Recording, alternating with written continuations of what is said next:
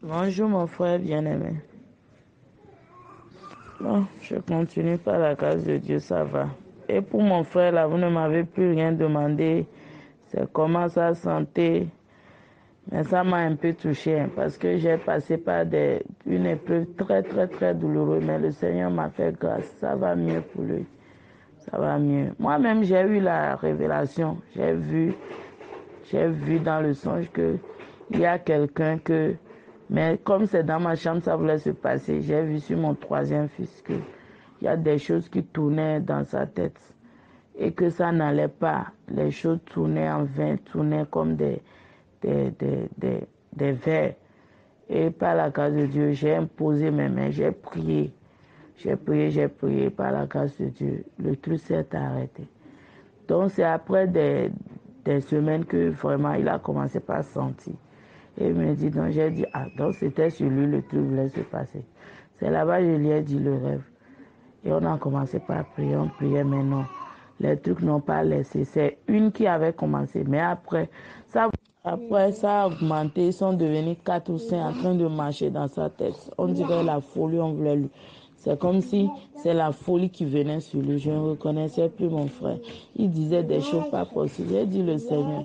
Chaque fois dans les prières, on le voyait. C'est à lui, on voyait l'esprit de mort se révéler il aura une mort sur lui, tout ça là. J'ai dit, bien, c'est l'heure qui est venue. Mais Seigneur, tu as dit que qui croit en toi, tu lui donnes la vie. Je sais que nous, on n'est pas venus pour demander. On est des êtres humains, on ne peut pas demander des mauvaises choses. Si Dieu le permet que ça arrive, mais nous, on ne peut pas en retour demander ce qui n'est pas bon pour nous. Et je te demande de donner la vie à mon frère parce que si tu l'as appelé vraiment pour qu'il travaille pour toi, parce que les prophéties le disent, je sais qu'il travaillera pour toi. Donc, mais sauve-le en ce moment. J'ai prié 1000 fois, effectivement. Le Seigneur a répondu. Après, il nous a fait connaître une dame que je connaissais avant. Je l'ai expliqué. Il nous a fait des tisanes, effectivement. Il a bu les tisanes. Il a, il s'est soigné. On a prié avec les prières. On est parti à la prière avec les prières par la grâce de Dieu. Ça lui a laissé maintenant. Ça lui a laissé, ça a diminué. Et c'est dans ça que je passe. Au fait, aujourd'hui, 3 jours, il ne sent plus les choses marcher dans sa tête. Et maintenant, il se donne à la prière. Je lui dis chaque fois de prier, de ne pas laisser Dieu. Mais je continue le jeûne. Je suis dans le jeûne maintenant. Donc, hier, j'ai vu que vous avez envoyé un audio de 20 mots pour comment nous-mêmes on va prier. Donc, c'est ça que je cherchais au fait hier, j'ai fait le vocal. Mais après, j'ai vu que vraiment, j'ai retrouvé ça. Donc, j'ai commencé par écouter comment vous priez. Et j'ai commencé par prier avec ça. Mais comme le vocal était un peu chose là, j'ai cessé après. J'ai dit après, je vais encore continuer par la grâce de Dieu. Donc, je suis dedans par la grâce de Dieu. Ça va aller. Bonjour ma soeur, que la paix et la grâce du Seigneur soient avec toi. Si tu m'as parlé de ton frère et que je ne t'ai pas appelé, que je ne t'ai rien dit, ça ne veut pas dire que je ne passe pas à ton frère. Les choses de Dieu, ça ne se passe pas de manière physique, mais c'est spirituel. Ce n'est pas parce qu'on ne parle pas d'un frère qu'on ne veut pas que la personne soit guérie ou bien on n'a pas l'œil sur la personne. Non, c'est pas ça. Parce que l'homme veut faire les trucs de manière charnelle. Et les trucs charnels ne fonctionnent pas. C'est comme ça les gars, ils fonctionnent souvent dans les églises. C'est-à-dire qu'eux, ils veulent faire selon eux leurs pensées, selon leur volonté. Tu vois. Pourtant que Dieu veut que les choses se fassent selon lui sa volonté. Donc, selon sa patience. Et c'est cette patience-là qui manque à l'homme. Moi, je vous ai dit de ne pas prier pour vos enfants. Priez pour vous. Quand vous allez commencer à prier et votre corps sera illuminé, vous allez voir que vos enfants vont guérir. Et il va te dire, prie pour l'enfant, ou bien fais ceci, fais ceci, il va donner les autres. Mais quand tu commences à forcer les choses, le démon peut venir en toi. Parce qu'il faut que tu pries pour quelqu'un. Il faut que toi-même, il faudrait que toi-même, tes esprits qui sont en toi quittent. Et nous savons que l'homme est plein d'esprits. Toute la vie qu'il a faite là, de là où il y a des milliers d'esprits. Raison pour laquelle on prie tous les jours, les 4 jours de la semaine, on prie pour que ces démons-là quittent en nous. Tu vois, non? Pour que ces démons-là quittent, afin qu'on ait la puissance de recevoir la force, les armes offensives et défensives de Dieu pour pouvoir prier pour les gens. Sinon, si tu ne fais pas ça, toi-même tu pries là. Tu vois que le démon est entré, tu as pensé que le démon est parti, mais le démon n'est pas parti. C'est comme ça que ça t'a fait. Satan, il vous fait croire que le démon est parti, mais au fond, le démon n'est pas parti. Tu vois? Parce qu'on ne prie pas parce qu'il faut prier. Et il y a les démons qui ont besoin de la foi. Pourtant, la foi, elle s'est construite. On ne se lève pas matin comme ça, puis on dit que j'ai la foi. Non, ça ne fonctionne pas. Sinon, c'est le démon qui va prendre le dessus. Et s'il prend le dessus, ça veut dire que il peut te rendre fou et rendre ton fils fou et te rendre fou. C'est vous deux. Tu vois, non? Voilà pourquoi c'est dangereux. Je vous dis toujours, laissez les enfants prier pour vous-même et consacrer l'enfant à Dieu. Consacrer l'enfant à Dieu. Maintenant, tu dis que vous avez mené l'enfant à la prière et vous avez prié. Mais avec qui tu as prié, où tu es allé pour prier? Oui, je t'ai déjà dit, vous avez déjà dit. Ne vous associez pas pour prier avec les gens. Tant que vous n'avez pas le même enseignement, tant qu'une personne n'est pas ici avec nous, pour avoir le même enseignement, vous n'allez pas prier pour les gens parce que vous allez vous créer des problèmes. Je ne sais pas avec quelle bouche je vais vous parler. N'allez pas prier avec les gens. Vous n'avez pas le même enseignement. Vous allez penser que les gens là qui prient, ils prient Dieu. Mais au fond, c'est faux. Même si les gens guérissent. Vous ne savez pas comment les gens guérissent. Satan peut guérir quelqu'un. Mais attention, il t'est guéri et met en toi des milliers et des milliers de démons. Alors toi, tu n'es pas venu faire sanctification. En tête, enlever les démons et aller te tourner vers des gens avec qui tu ne partages pas le même évangile et tu veux que tu pries avec eux. Mais quand vous commencez à prier, c'est le spirituel qui s'ouvre. Et quand ça s'ouvre, il y a Satan et il y a Dieu. Si tu es dans la vérité, alors c'est Dieu. Si tu es dans le faux, alors c'est Satan. Donc les démons descendent. Mais les démons vont te faire croire que ouais, ça va. Mais au fond, ça ne va pas, c'est fou. Après, il va se révéler. C'est la raison pour laquelle il faut faire très attention. Quand je vous dis quelque chose, ne faites pas de votre tête ce que vous voulez. Ne faites pas ce que vous voulez et ne forcez pas les choses. Les choses de Dieu ne forcent pas. Si vous désobéissez, Dieu il vous livre à Satan. Tu désobéis, il te livre à Satan. Voilà pourquoi il dit aux frères, obéissez et écoutez ce que je vous dis. Écoutez ce que je vous dis si vous voulez grandir dans la foi. Écoutez ce que je vous dis. Et c'est ce que je vous dis toujours, toujours que Dieu fait. Soyez attentifs. Cette histoire de Dieu, ce n'est pas de l'amusement. Ce n'est pas un jeu. Ce n'est pas un jeu. Quand tu touches à la vérité, les ennemis ne sont pas contents. Tu vois ma soeur? C'est ce que je vous dis toujours. Soyez attentifs. Quelqu'un va guérir, ce n'est pas toi qui vas guérir la personne. C'est Dieu. Quelqu'un est malade, c'est Dieu qui rend malade. Et Dieu rend l'homme malade pour une raison. Il sait pourquoi il le fait. Donc toi, la seule chose que tu fais, c'est de rester dans sa présence. Chercher le Seigneur. Chercher le Seigneur de tout ton cœur. Tu le cherches de tout ton cœur. Mais ne t'enlève pas à vouloir faire ce que tu veux. Non. Je vous ai toujours dit ça. Ne faites pas ce que vous voulez. Ne faites pas ce que vous voulez.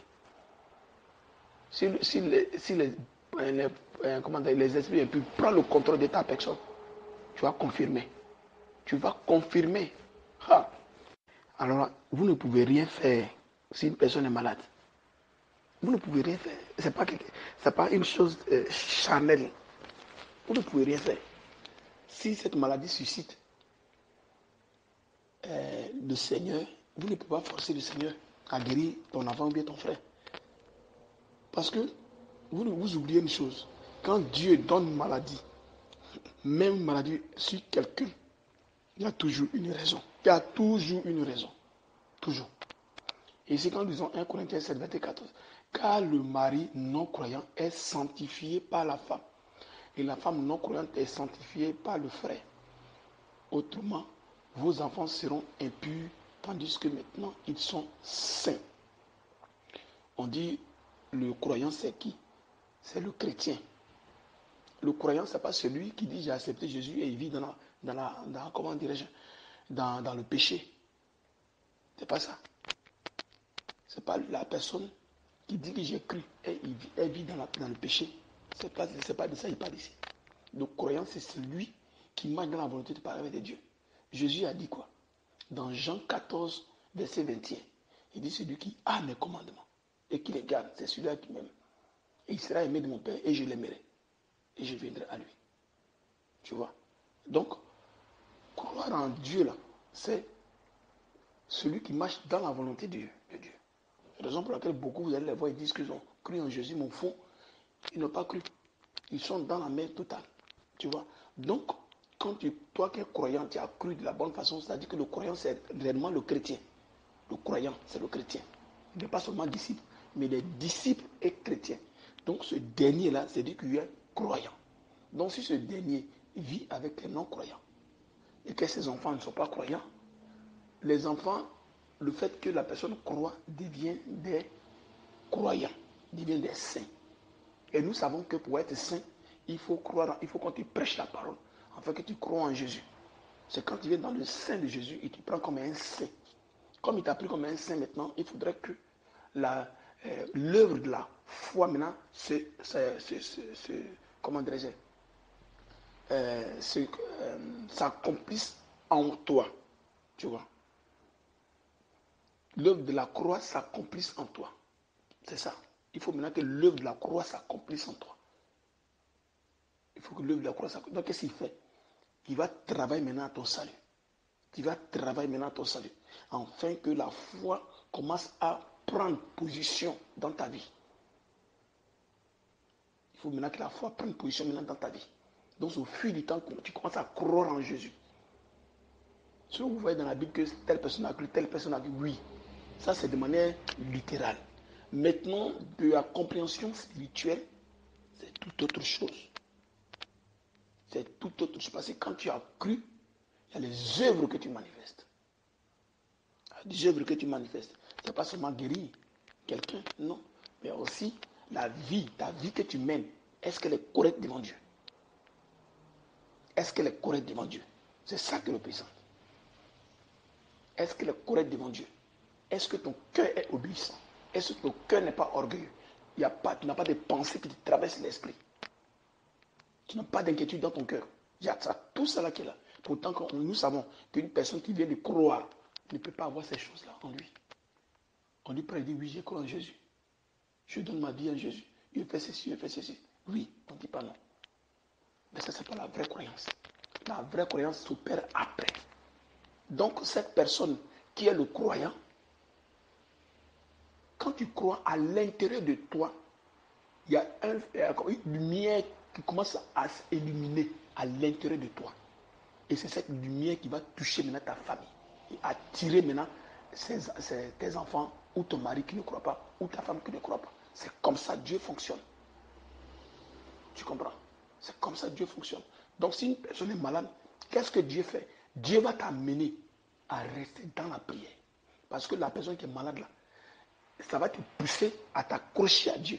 Bon, si toi tu veux guérir la personne directement, pourtant que Dieu l'a mis là pour apporter ta foi, toi tu fais comment? Tu vois qu'il y a un problème. Tu vas plus t'inquiéter pour la personne. C'est-à-dire que ton cœur va s'inquiéter. Pourtant que Dieu, tu t'inquiètes. L'autre côté, tu vas le suivre. C'est pas possible. Bon, non. Donc quand tu vas commencer à croire maintenant, cette lumière va commencer à dégager maintenant en toi. Et c'est cette lumière maintenant qui va maintenant guérir maintenant les personnes qui sont malades et qui sont autour de toi. Parce que la guérison s'opère selon que Dieu veut. Tu vois. Maintenant, si toi tu veux opérer une guérison avant le temps de Dieu, tu es en train de t'embrouiller. Parce que ton cœur va t'attacher à quelque chose qui te préoccupe. Et tu as même temps te dit que non, tu crois en Dieu. Ça ne marche pas. La Bible dit ça. Le cœur ne peut faire deux choses à la fois. Non, jamais ça n'existe pas. Donc toi, ton cœur, c'est de t'accrocher à Dieu. C'est tout. Il n'y a rien à faire. Quand nous disons Matthieu 5,15, il dit, et on n'allume pas une lampe pour la mettre sous le boisseau, mais on la met sur le chandelier.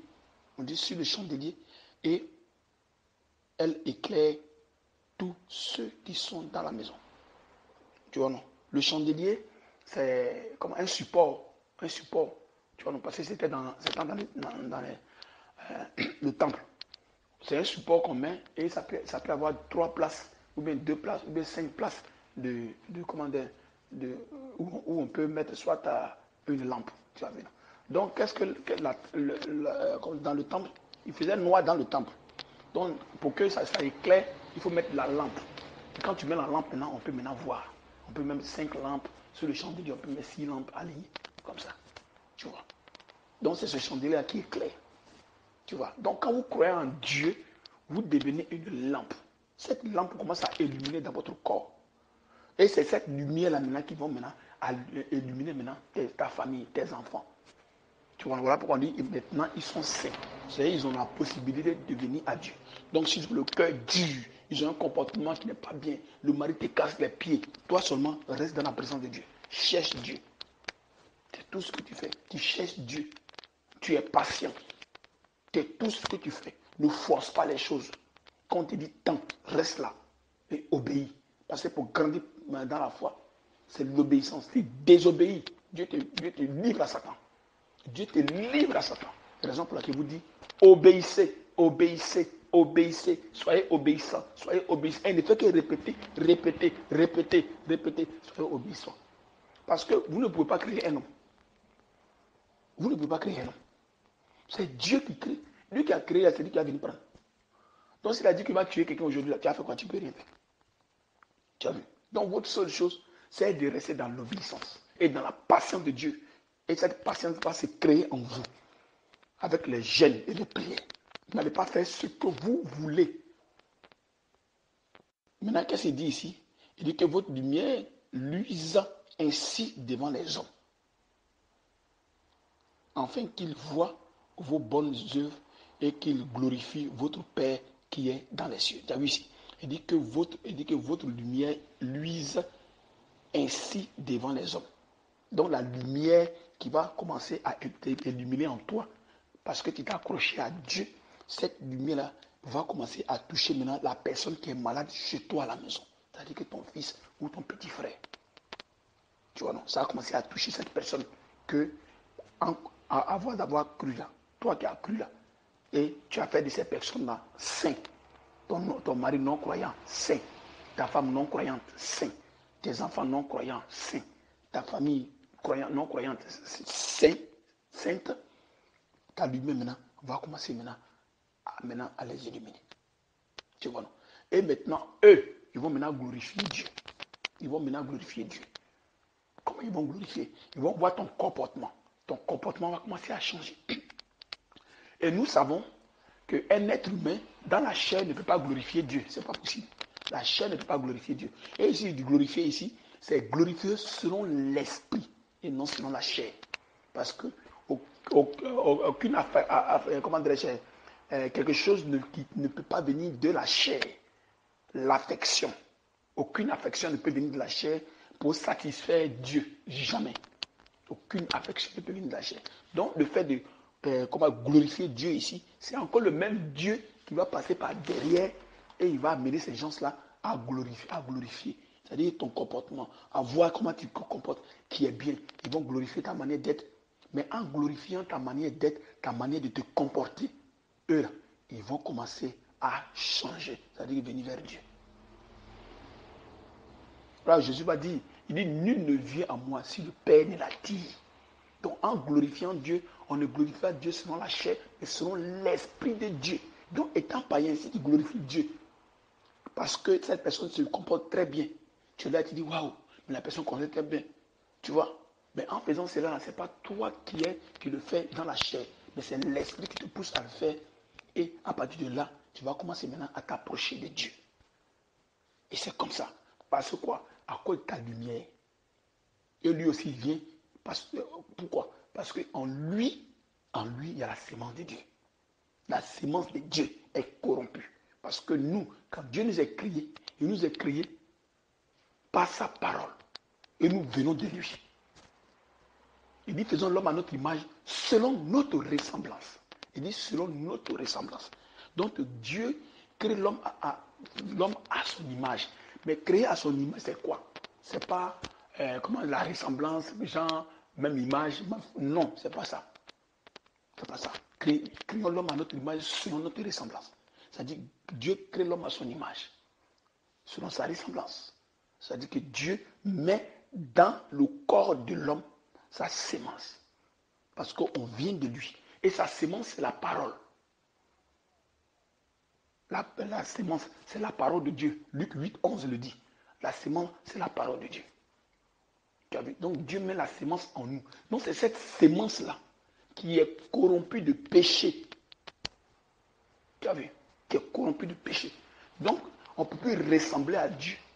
On peut être à l'image parce qu'on porte sa sémence. Mais on ne peut pas être à sa ressemblance. Parce qu'être à sa ressemblance, c'est manifester le fruit qui est à l'intérieur de toi, juste comme Dieu, c'est-à-dire la justice de Dieu. Tu vois, ma soeur? Mais c'est impossible. Puisque la parole a été corrompue dès le commencement déjà, donc tu ne peux pas ressembler à Dieu. Il faut maintenant que Dieu vienne, il va pousser son esprit à ce que tu viennes vers la parole. Et quand tu viens maintenant croire, lui maintenant il va nettoyer maintenant cette sémence-là qui est en toi. Cette parole-là, il va la nettoyer avec les prières jeunes, les prières jeunes, les prières jeunes, les prières jeunes. Et maintenant, la parole là va commencer à lâcher maintenant le péché qui a attaché la parole là. Le péché va commencer à aller quitter. Le péché va commencer à quitter. Le péché va commencer à quitter. Le péché va commencer à quitter. Le péché va commencer à lâcher cette parole qui est en toi.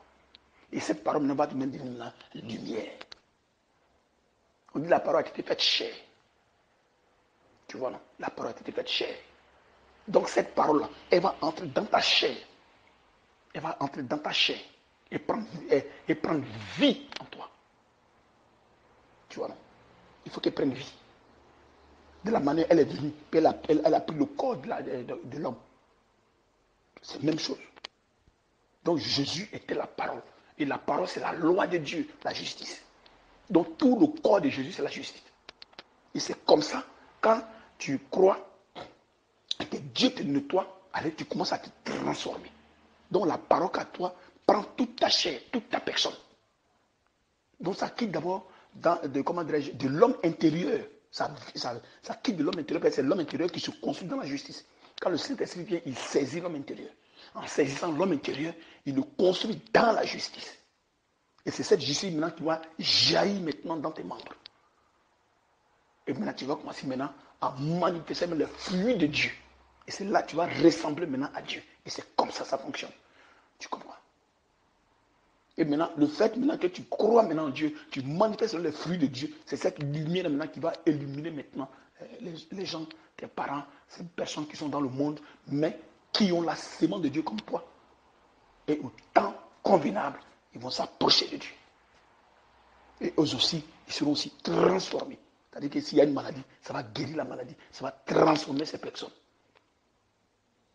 En transformant ces personnes, ça va mettre à eux, ça va créer à eux, les âmes offensives et défensives. Parce que le chrétien, ce n'est pas le genre de personne qui donne les coups de poing. Non. Lui, c'est sa parole, la prière, c'est tout. Parce que les choses se font de manière spirituelle. Voilà pourquoi quand on gifle un chrétien, il n'a pas le droit de répliquer. Non. C'est pas qu'il vient de chuter quelqu'un, tu as frappé quelqu'un, tu as pris une position. Non, non, non. Le chrétien ne fait pas ça. Le chrétien, c'est sa bouche. Voilà pourquoi il vous dit, faites attention à votre bouche. Ce qui sort de votre bouche, faites attention. Pour des personnes qui gênent, qui prient et qui enlèvent en eux ces désirs, ces péchés. Parce que quand le péché quitte, c'est la justice qui commence à se construire. Donc s'il vient et que tu fais sortir des trucs, ça va s'accomplir, ça c'est forcé. Tu vois, non? Parce que là, tu commences à être à la ressemblance de Dieu. Donc comme Adam. Tu vois Adam, quand Adam donnait des noms aux animaux. C'est Dieu qui le fait, mais via son esprit. Tu vois? Donc c'est pareil. Donc quand quelque chose sort de toi, c'est correct. Tu vois, non? Là, quand on dit 1 Corinthiens 10, verset 2, il dit quoi? Je vous prie, lorsque je serai présent, de ne pas me forcer à recourir avec assurance à cette hardiesse dont je me propose d'user contre quelques-uns qui nous regardent. Tu vois, non? Si nous marchons dans la chair, nous ne combattons pas selon la chair. Tu as vu? Donc, c'est-à-dire que si tu marches dans la chair, tu ne peux pas combattre selon la chair. Bon, maintenant, toi, tu n'as pas encore ces armes offensives. Maintenant, quand tu pries selon quoi? Selon l'esprit ou selon la chair? Parce que pour prier l'esprit, il faut que le Saint-Esprit t'ordonne à prier pour la personne. Mais tu n'as pas ces armes-là, comment tu fais? Tu n'as pas les armes offensives. Tu n'as pas les armes défensives. Et comment tu fais? Comment tu fais? n'a pas les hommes défensifs pour te défendre, offensifs, pour attaquer. Tous ces gens, tu n'as pas. Et comment tu fais? Tu n'as pas ces armes-là, d'ailleurs, qui est vide. Tu marches dans la chair. Et si quelqu'un est malade, tu vas prier pour la personne. Toi, tu as pensé que la personne va guérir. C'est seulement que la maladie va venir en toi. Tu vois un peu. Car les armes avec lesquelles nous combattons ne sont pas charnelles. Voilà. Donc si tu es dans la chair que tu veux prier pour quelqu'un, il sera difficile que ça marche. À moins que tu fasses grâce. Sinon, quand tu es dans la désobéissance, c'est tout un problème. Raison pour laquelle il dit faites attention, faites attention, faites attention. Laissez les enfants à Dieu ou laissez vos frères à Dieu. Vous n'avez pas cette possibilité de guérir les gens. Si Dieu ne vous a pas encore donné l'ordre. Mais elles sont puissantes par la vertu de Dieu pour renverser des forteresses. Nous renversons les raisonnements et toute hauteur de ce qui s'élève contre la connaissance de Dieu. Et nous amenons toute pensée captive à l'obéissance de Christ. Tu as vu? Donc, le raisonnement là, pour renverser les raisonnements, il faut forcément le Saint-Esprit qui renverse les raisonnements. Tu as vu? Donc, il faut avoir ces armes-là afin que tu puisses renverser ces raisonnements. Il faut forcément les armes offensives et défensives, la capacité. Donc, quand la parole sort de ta bouche, ça renverse les esprits captivés. Quand vous venez vers moi et quand je vous prêche, vous voyez que les choses changent. Votre manière de vivre change, votre manière de faire change. Tout change en vous. C'est-à-dire que Dieu renverse vos pensées. C'est-à-dire l'orgueil, l'égoïsme, l'incrédulité, tout ça, ça commence à disparaître. C'est quoi? C'est par les jeûnes et prières. Par les jeûnes et prières. Par les jeûnes et prières. Et en faisant ça, la justice, les armes de Dieu, offensives et défensives, commencent à s'installer en vous. Mais si tu es en train de prier pour que tu crées, et en même temps tu viens, tu pries pour quelqu'un, mais il faut voir qu'il y a un problème. Il y a un problème, ma soeur. C'est des choses qu'on ne fait pas. Il faut faire, c'est pour ça que je dis, faites attention. Vous allez vous créer vous-même des problèmes. Il y a des gens qui ont prié pour les gens, ils sont retrouvés dans la merde. Ils sont retrouvés dans la merde. Ils sont retrouvés dans la merde totale. Donc, soyez vigilants. Soyez vigilants. Le spirituel, c'est quelque chose de dangereux. On ne s'amuse pas avec. Il faut faire très attention. Très, très attention. Il faut faire très attention. Ne tombez pas dans l'émotion de la chair. Non. Un enfant de Dieu ne marche pas selon la chair. Paul a dit dans Galates 5,16. Je vous dis maintenant, marchez selon l'esprit. En fait que vous n'accomplissez pas les désirs de la chair. Il dit de marcher selon l'esprit. En fait, de ne pas accomplir les désirs de la chair. Parce que les désirs de la chair ne sont pas pareils avec les désirs de l'esprit. Ce n'est pas la même chose. Ce n'est pas la même chose. Paul dit que la loi est spirituelle. Moi, je suis charnel vendu au péché. En Romains 7. Alors, toi, tu demandes ici que quoi? Il dit on peut réussir un jour à être obéissant et suivre à la lettre tout sans tomber dans la désobéissance jusqu'à la fin. Mais c'est possible, non? C'est possible. Parce que tu as besoin d'une transformation. Et quand vous êtes maintenant transformé, c'est Christ maintenant qui prend maintenant le contrôle de votre personne. C'est Christ qui prend le contrôle de votre personne. Est-ce que vous avez attendu une fois que Paul est tombé dans la désobéissance? Non. Pendant la transformation, tu peux tomber dans la désobéissance forcée. C'est comme un enfant qui marche. Quand un enfant marche, là, forcément, il tombe. Quand l'enfant commence à marcher, forcément, il tombe. Jusqu'à ce qu'il se mette droit. Mais quand tu te mets droit, tu vas tomber encore. De la manière dont tu tombais quand tu étais enfant pour pouvoir te tenir debout pour bien marcher. Non, c'est fini. Parce que le Seigneur prend le contrôle de toute ta personne. Et ce maintenant, tu vas te conduire. Tu n'es plus conduit par la chair. C'est-à-dire que Dieu fait disparaître tout le péché qui est en toi. Donc, il commence de l'intérieur. De l'intérieur, il construit ta foi dans la justice.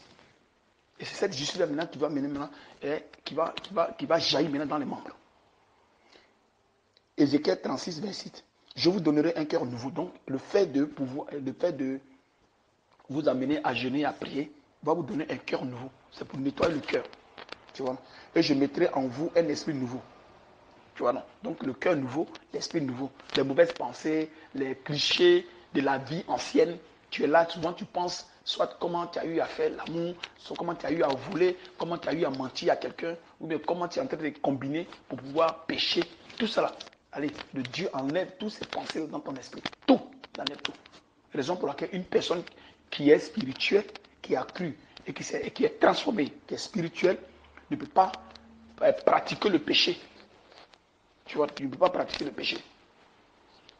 Tu ne peux pas pratiquer le péché. Tu vois. Tu ne peux pas être là en train de, comment dirais-je, en train de combiner un péché, en train de penser. Et là, il y a un problème. Mais donc Dieu enlève ces esprits-là, ces pensées-là dans ta tête. C'est-à-dire que cette manière de voir maintenant, il enlève les clichés, il vide ta tête. C'est comme un ordinateur qui est sale. Quand tu viens, tu formates. Donc tu enlèves tout. Tu enlèves tout dans l'ordinateur. Et tu mets un nouveau, comment dirais-je, un nouveau programme. Tu vois, non? En formatant, tu mets un nouveau programme. C'est-à-dire le programme que tu as mis là, le programme devient vierge. Et maintenant, pour que tu puisses bien marcher, tu vas voir que l'ordinateur est rapide. C'est pareil avec l'homme. Donc quand Dieu vient, il enlève, il nettoie tout.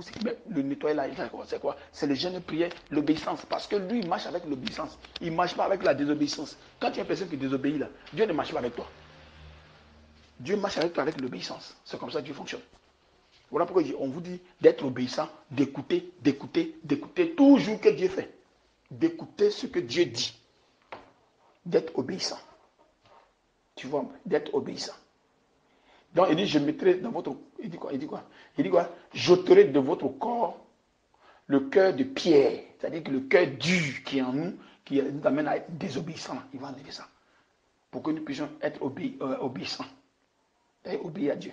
Et je vous donnerai un cœur de chair, un cœur mou, qui obéit à la parole de Dieu. Je mettrai mon esprit en vous. Tu vois. Et je ferai en sorte que vous suivez mes ordonnances et que vous observez et pratiquez mes lois. Tu as vu? Donc il va te pousser à pratiquer ces lois. Il va te pousser à faire ce que lui veut. Il va te pousser à faire ça. Même Paul dit ça dans Galates. Galates 2:20. Galates 2:20 dit quoi? J'ai été crucifié avec Christ. Et si je vis, ce n'est plus moi qui vis. C'est Christ qui vit en moi. Je vis maintenant dans la chair. Je vis dans la foi. Au Fils de Dieu. Qui m'a aimé et qui s'est livré lui-même pour moi. Tu as vu là? Il dit si je vis, ce n'est plus moi qui vis, c'est Christ qui vit en moi.